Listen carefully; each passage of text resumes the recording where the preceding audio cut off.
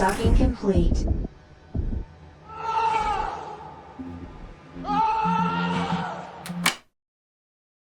So, here's my question. Should I train to failure for muscle growth? And would it be detrimental or beneficial to train to failure on every set? Well, it depends. I mean, it always depends. That's the problem with this topic, is people tend to talk in such a non-nuanced way. So, potential benefits. Let's look at that first. For people that suck at RPE, that suck at reps in reserve, that simply do not know how to gauge intensity, that may be the only way for them to know that they are training at sufficient intensity. And I'm not using that. That's an old HAT logical argument. Well, if you don't train to complete failure, you can't know how, like, in their minds, you can only know 100%. And I'm like, well, no, you can absolutely know that you're at 2 reps in reserve if you're good at that. And that's 80%. Like they're using a logical argument. I'm using a practical argument. Some people simply cannot gauge how close they are. And the only way for them to know that they have gotten a training stimulus will be to actually go to momentary physiological muscular failure. Some people psychologically prefer that. That would be a pro in a practical sense. I think you're asking in a physiological sense. I mean, No, both. I mean, but you have to take all this into account.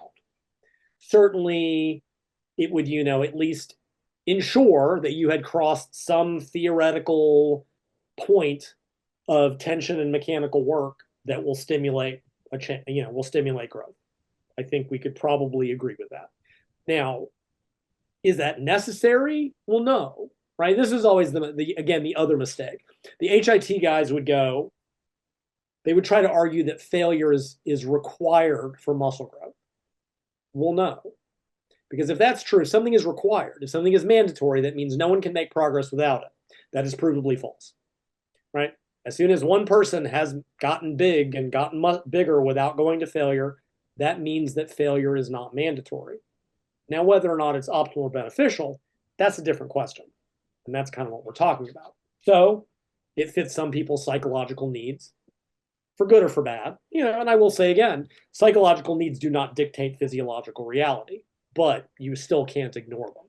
Some people just don't feel like, if they haven't gone to failure. Now, cons, obviously, if you're doing a very technical exercise, it could be dangerous, but don't do that, right? I back squatted to total muscular failure and I maintained perfect form.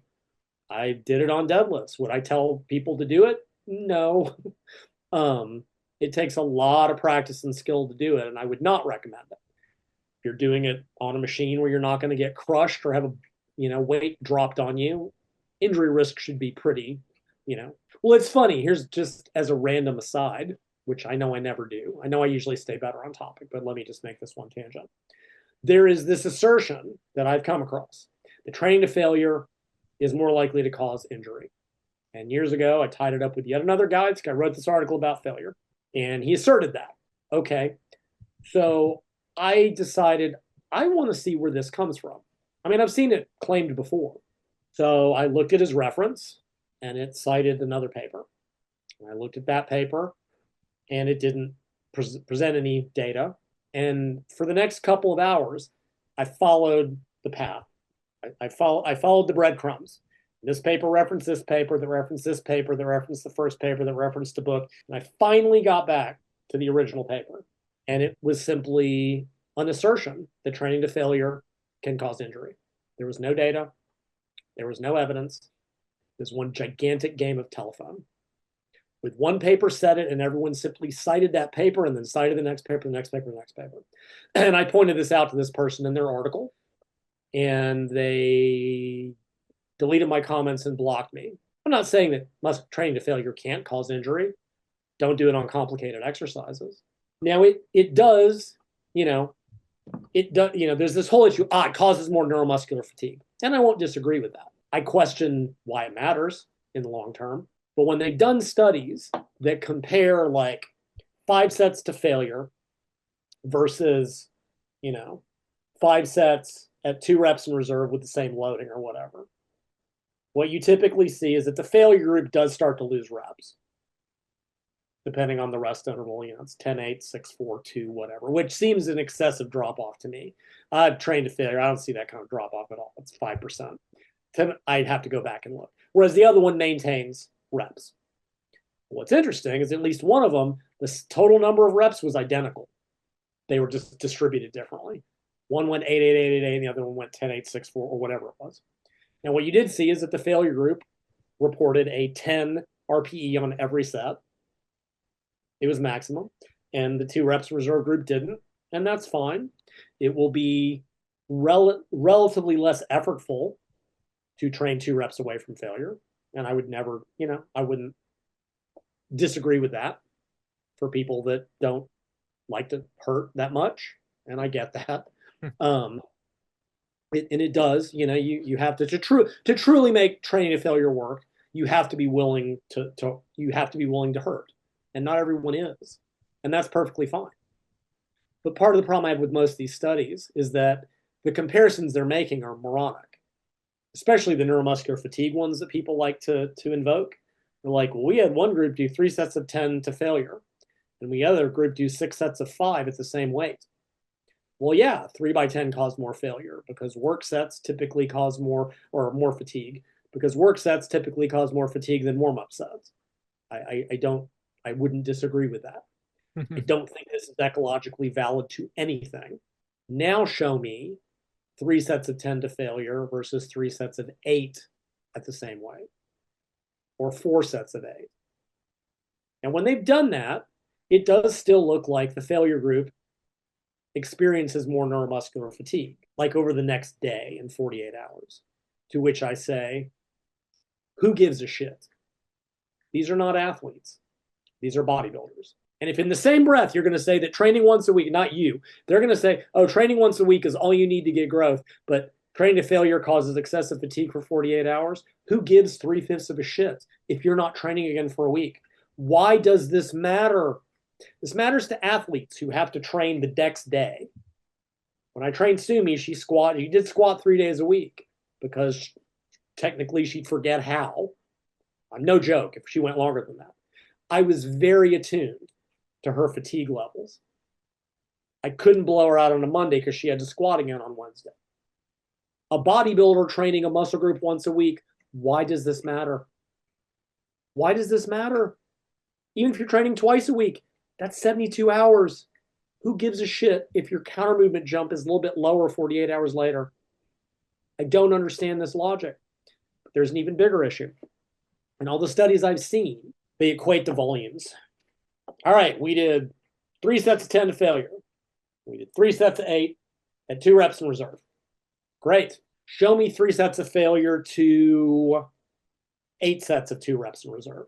People who train to failure both can and must do fewer sets. And the same people that will say that 3 sets to failure causes excessive neuromuscular fatigue will support a paper with 26 sets for quads and go, oh, that's fine. Okay. Sure. Fantastic stuff. Yes, I believe you. Actually, someone, again, I was sent a TikTok of all things, someone making claims about frequency. And so they looked at 3 papers. So the first one was 3 sets once a week versus 1 set 3 times a week. Not relevant. The next one was arguing Beardsley's point. It wasn't Chris, it was somebody else kind of repeating him that, oh, you start to atrophy after a couple of days. Well, the study was done in bed rest and they did 300 maximally eccentric contractions. Super relevant. But then the third paper he brought up said, oh, if you go to failure, it causes 3 sets to failure causes excessive neuromuscular fatigue. So wait, so 3 sets to failure causes too much fatigue, but 300 maximally eccentrics? You want to go back and watch that again? You want to go back and read that again, dude? Like, not to mention that, okay, the failure studies, they always use squat and bench. These are athletic movements. Does this apply for leg curls, leg extensions, barbell curls, 3 sets 10 failure barbell curls? Is that just going to cause way too much neuromuscular fatigue to survive? So what I would say in terms of like, in that sense, like if you're going to train to failure in terms of it being workable or good or bad, you cannot ignore the issues of volume and frequency. And this is the problem with this discussion. And I'll be I've made this mistake when I write about it sometimes, right? You cannot discuss one variable in lieu of the others. Even exercises. Can someone do 3 sets to failure of barbell squats? No, nor should they. Can they do 3 sets of 10 to failure hack squats?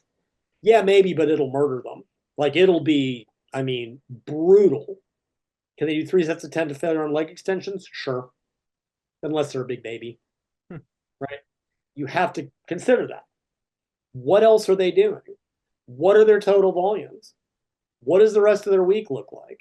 Right? You cannot take these in, you cannot examine these individually any more than any of the other variables. How frequently should you train? Well, how much volume are you doing? What exercises you're doing? Right? These all these variables, frequency, intensity, volume, and even exercise type, all play a role in this in terms of that. So I did another, this is a few years ago, a thing about volume, and I was looking at it. And what I pointed out is basically the closer you get to failure, the less volume you must do, right? Intensity and volume are inversely related. But I also made the counter statement that seems like the same thing, but isn't. The less volume you do, the closer to failure you're going to be, must be. By which I mean, someone comes to me and says, hey, I want to get the most out of my training that I can, but I don't have a lot of time. I've only got 45 minutes. I can only do 3 sets per muscle group. I'm going to tell them, you sure as shit better take them to failure or get damn close. By the same token, if they go, I've only got 3 sets, I can't tell them, oh, just work at 4 reps in reserve, because that will not be a training stimulus. By the same token, if someone comes to me and says, look, I'm not, I just can't push to failure, don't have it in me, I'm not good at it, I'm going to give them more volume to compensate. If someone comes to me and says, I want to do 30 sets per muscle group, I'm going to go, well, A, that's dumb. And B, you better go pay to see how Mike trains, because that's how you're going to have to do it to get sets, because you're not getting anywhere close to limits. So it really is just very much a it depends kind of thing. I've consulted with people on every version of this. Some people just are like, I don't feel good if I don't go to limits. All right, fine. We're going to cut the volume. Some are like, I don't know how to go to failure. I go, okay, fine. We're going to bump the volume to compensate. Go to at least the first bar speed slowing. That's at least 2 to 3 reps in reserve. Like that's the gauge. There's a guy I consult with or have in the UK, been a couple years, physique guy, and he's on specialization, and he's like full on. He's like, I know how to go to failure. I don't know how to gauge my sets without that. I'm like, cool. And he showed me his workout. He does like 4 sets per muscle group twice a week because he's adjusted his training for the intensity that he likes to use. And he's like, look, I can only do 2 sets of hack squats to failure because if I try to do more than there's just no physical way to do more than that.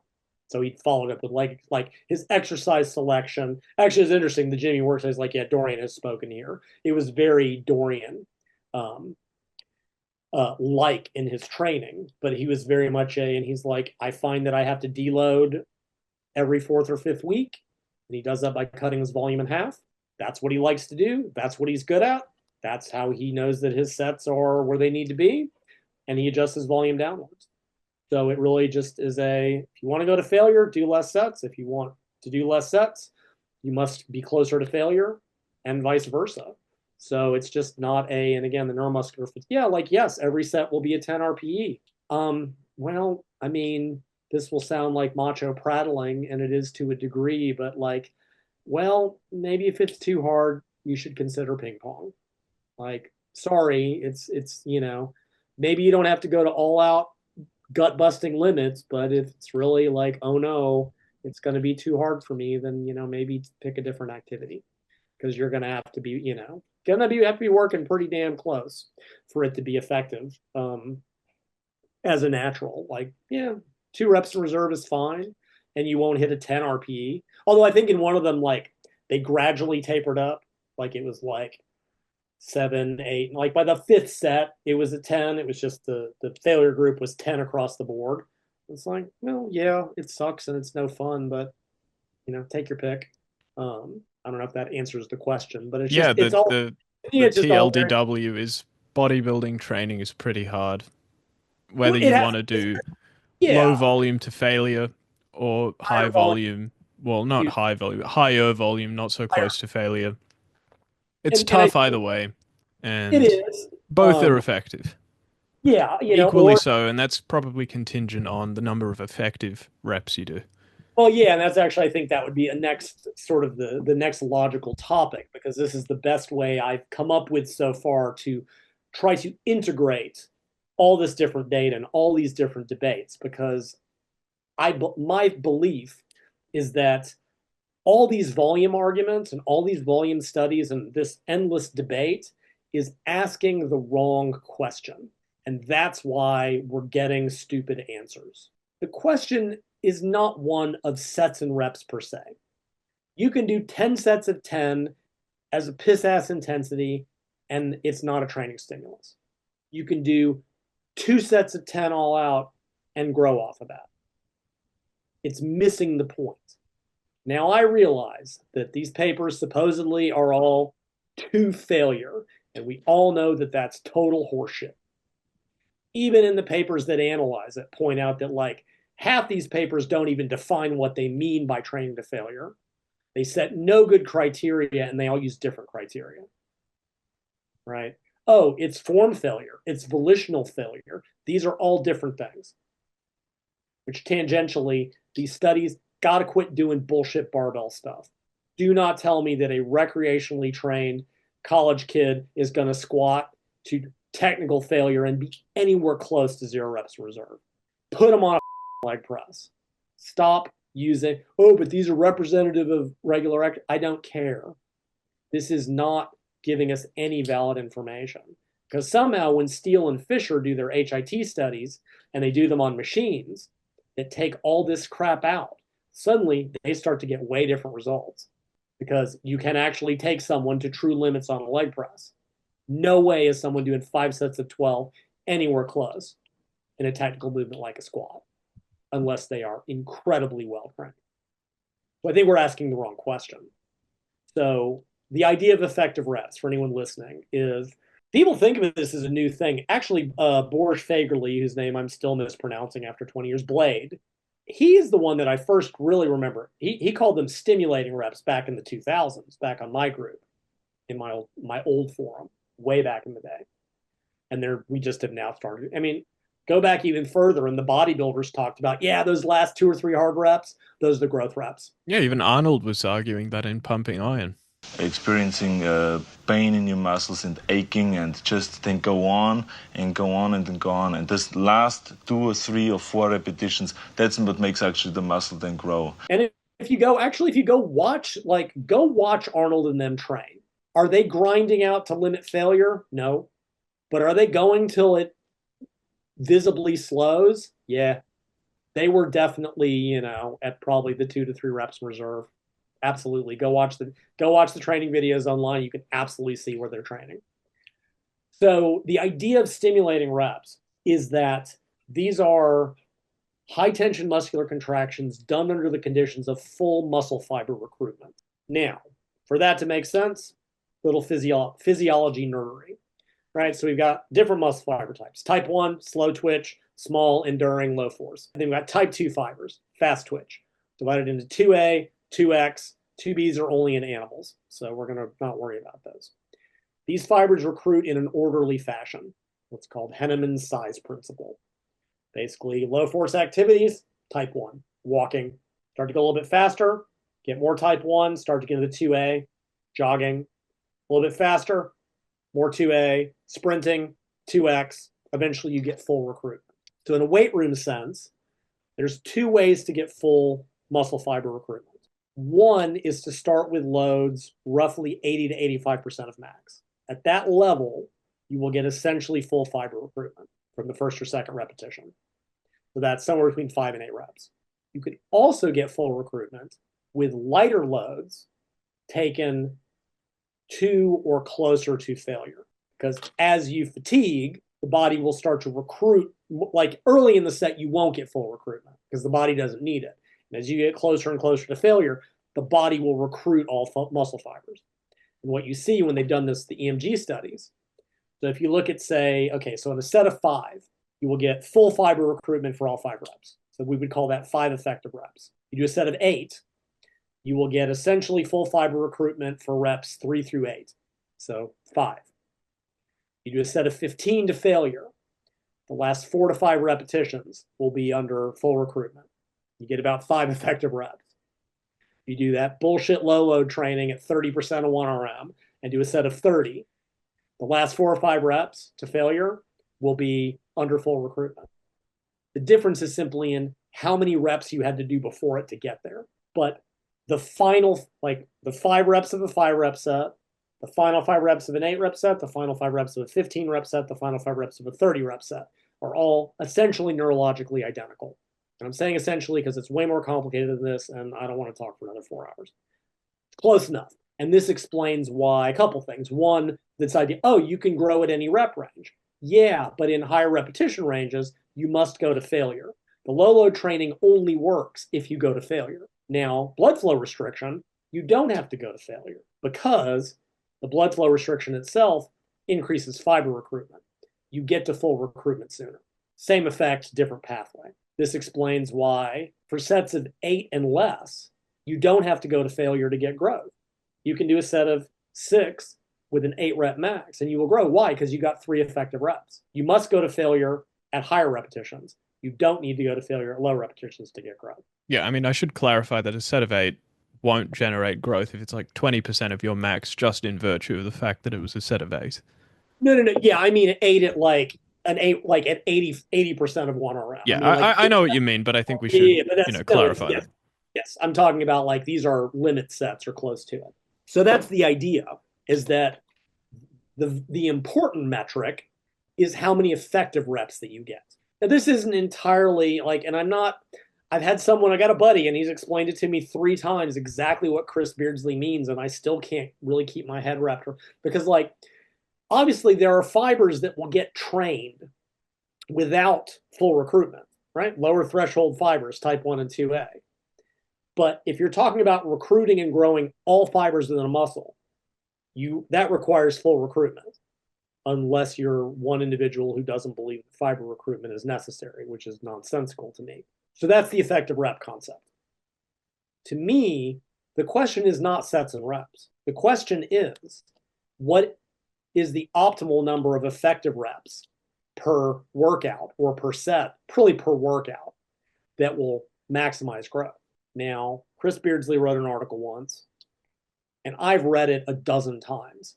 I've had people try to explain it to me, and I am still too stupid to figure it out, where he somehow concluded that 25 effective reps per workout was optimal. I've never been able to wrap my head around his logic. I think it's something like, so Krieger did that meta-analysis that was like 4 to 6 sets gave the optimal growth per workout. And then I think Chris backmathed that, well, if they were to failure and it was 5 effective reps per set, then that, like I said, I've had it explained to me and I still can't but whatever.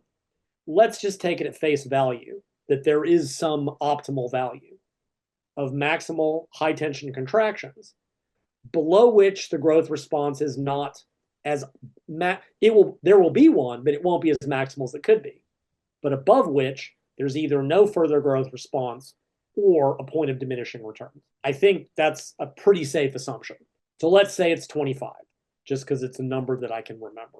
In my opinion, this allows us to build a model that can include all different training types and explain away these dumb debates. So let's start with rest pause, whether it's Meyer reps or Dante dog crap. I'm going to do dog crap because it's easier for me to map it out.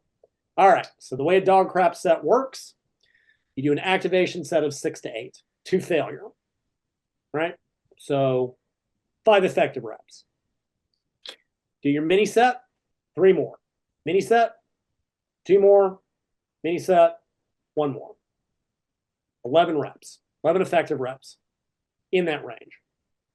Well, in dog crap, you do two exercises per muscle group. That's 22 effective reps. Maybe the loaded eccentrics add something. The loaded stretching I always thought was more of a maximal eccentric than stretching per se, but neither here nor there. 22 reps, good enough for government work. Bio reps is probably, it's going to be in that range because of the way it's set up. Okay, let's say you're going to train to limit failure. You're probably not going to get more than, say, 4, 5 total sets. 5 effective reps, 20 to 25 reps. Boom, done. Right? That's the equivalent in terms of effective reps. Okay, now let's pull it back to 2 reps in reserve. Now we're only going to be getting 3 effective reps per set. Well, you're going to need 7 to 8 total work sets. Well, that's my generic bulking routine. You pull it back to 3 reps in reserve. You're getting 2 effective reps per set. You're looking at 8 to 12 sets. We know that a couple studies that if you use very short rest intervals, you need about 50% more volume to get the same response. 10 sets becomes 15. Done. There you go. Every study that has been done, because even in the Ennis study, the one with 52 sets, the 26 set group, they didn't get any significantly more growth than the 20 sets per week group got the same thing. And I'm sure I could go through it because the sets they did, the first 7 were at 2 reps in reserve, and then the last one was to failure. So however that maths out, it's within this range. When you math these out, and of course, this is also, we're looking at it 1-to-1. If you then go in and further assume 1/2 to 1 for indirect muscle groups, like in Brad's paper, because they did compound pushing and measured triceps, those 15 total sets were not 15 sets for triceps. It was 7 for triceps, done 3 times a week, which is 21 sets for triceps total. Weird. Times however many effective reps. In my mind, that is the only model that can coherently explain all these different workouts, both in the research and that have been real world proven and shown to work. I'm sure we could sit down and try to make estimates about, Arnold's training and the 20 set stuff. And if we assume the first couple sets of each exercise are warm-ups so that you're getting, whatever, about 8 to 10 work sets per muscle group and, getting 2 or 3 effective reps per set, well, shit, you're right back about 20 or 30 in that range. Dorian did 4, limit sets, usually with a couple of forced repetitions with his partner helping him. So, so each one of those sets, he was getting 5, 6, 7 effective reps times 4 exercises. Well, we're back to 28. And I'm not saying this is proven. I'm saying the studies going forwards need to stop throwing random set rep variations at this, because that's not useful anymore. It needs to be mathed out rationally. Let's set it up in terms of this. Go, all right, we're going to have one group do 15 effective reps per week or per workout, twice a week. We're going to have another one do 25. By doing this, by actually setting it up logically. If you want to get 25 effective reps and you want to go 2 reps in reserve, well, you need to set it up.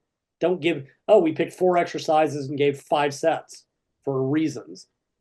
So to me, that's the only logical way to explain all these different approaches that work. And it ties into our previous question. The closer to failure you are, the less sets you either can do or need, because you're getting more effective reps per set. The further away from failure you are, the lower quality the training is because of short rest intervals, the more sets you're going to need to get the same number of effective reps. I mean, for example, the Cody Hahn study that Mike Israetel was involved with, the one that did all that volume for no growth. They were at the 32 sets per week. The sets were all at 4 reps in reserve, mainly because they were all a bunch of warm-up sets with a 10-minute rest interval. Let's say they got 1 effective rep per set. They got 32 effective reps per week. 4 sets to failure would have gotten 20. 4 sets to failure twice a week would have gotten 40 and been surpassed that. Like I said, this may be completely wrong, but I can't come up with any other way to explain why these completely different systems all seem to work pretty well. Again, assuming that progressive tension overload is in there. They're all generating essentially the same number of effective reps. They're just getting there, and no one of those paths is inherently better than any other outside of what fits the person and the exercises. I mean, I do think Donde made a good point when he did dog crap. His goal, among other things, was to generate the maximum stimulus and the minimum volume, because he believed firmly, and I tend to agree with him, that volume is what overtrains you. Intensity is inherently self-limiting in terms of overtraining. It's the volume, because again, I want these people that tell me, oh, 3 sets to failure causes excessive neuromuscular fatigue, to explain, well, Brad's study did 45 sets to failure 3 times a week for 8 weeks. So 3 sets to failure is bad, but 1,280 sets to failure over 8 weeks is good. Please explain this to me. Or why 26 sets is somehow, like I said, yeah, 3 sets to failure versus 3 sets not to failure. I think you're right. Compare this, show me 10 sets at 3 reps in reserve. Is that more or less fatiguing? I guarantee you that I'm less tired coming out of the gym after my dog crap workout than somebody fucking about for 20 sets per chest. I can almost damn guarantee you. So there you go. Any thoughts on the effective reps thing? I just don't see any other way to explain it. No, neither. It seems to be the one explanation that explains everything satisfactorily. The only one I've come up with, hilariously, so there was this monster paper on this, on proximity to failure. It was one of these giant meta-analyses that just aggregated every paper. It was a terrible paper in the sense of it had like 170 papers. Now, what it was trying to do was trying to graph reps in reserve relative to hypertrophy. Now, the thing is, there are not 170 papers that have studied this. And what they did is they pulled in all these papers and they estimated, well, based on the percentage and the reps, we're going to estimate this many reps in reserve. And they took all these averages and included untrained people and elderly folks. And among other humorous things, on this graph, they showed a point that claimed that there was growth at 21 reps in reserve. So what you're telling me is that if I do 4 reps with a 25 rep max, I can grow. Anyone who believes this, including, he did a 4-hour video on this. This is where he concluded that the effective reps model is wrong. If you believe that 4 reps with a 25 RM will generate growth, you are a cretin. I mean, yes, and it showed that the closer you got, the more growth you got. But it didn't matter.